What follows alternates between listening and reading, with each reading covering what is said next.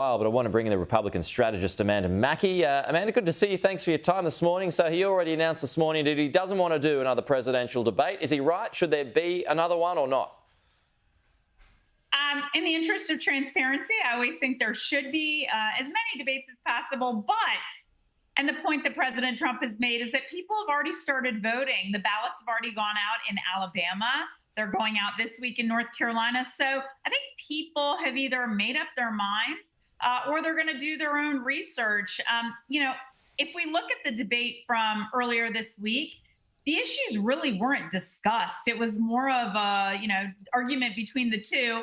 They certainly didn't have Kamala Harris explain her positions of flip-flopping on different issues. So I'm not sure really what these debates are going to bring any more of, especially as people are already voting here in the United States. Do you think there'd be a percentage? I mean, there would still be a percentage, would there not, of undecideds, of folks who still don't know just yet?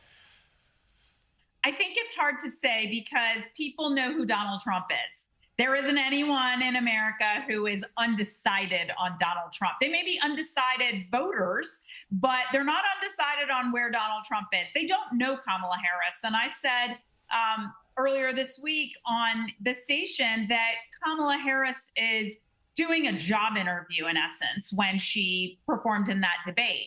It was a job interview because a lot of people don't know who she is. And so right now, I would say people know who Donald Trump is. They're getting to know who Kamala Harris is. But look, at the end of the day, and I've said this multiple times on your show, if people aren't able to afford the important things, for example, buying a home, selling a home, rents have gone up 30%, interest rates have made home ownership unaffordable. These are the things people care about. Take it to the next lower level of basket of goods, groceries you're buying, utilities you're paying. When you're struggling, you're going to blame the party that's in power. Kamala Harris is trying to distance herself from Joe Biden. It's not going to work. People will blame her.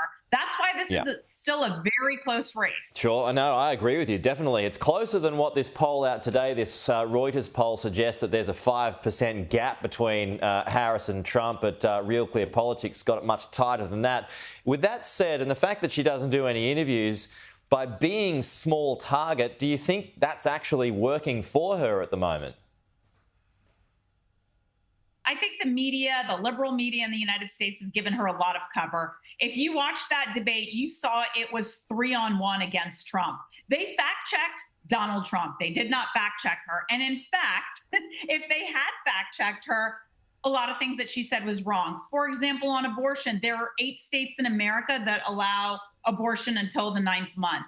Minnesota, the home of the governor of Minnesota, who is now the vice presidential candidate running alongside Kamala Harris, is one of those states that allows abortions until the 9th month. So that's just one example of ABC News's bias and how they will give her cover. So she does have the ability to stay quiet the way Joe Biden did, hiding in his basement in 2020. She gets that same, courtesy, I would say, of the liberal media. They're going to cover for her, whereas Donald Trump doesn't get that. So now he's doing events. She's certainly doing events too, but she's done one interview with CNN, one debate, to over 50 that J.D. Vance and Donald Trump have done in that same time frame. Okay, Amanda, we're out of time, but always good to chat to you. Thank you.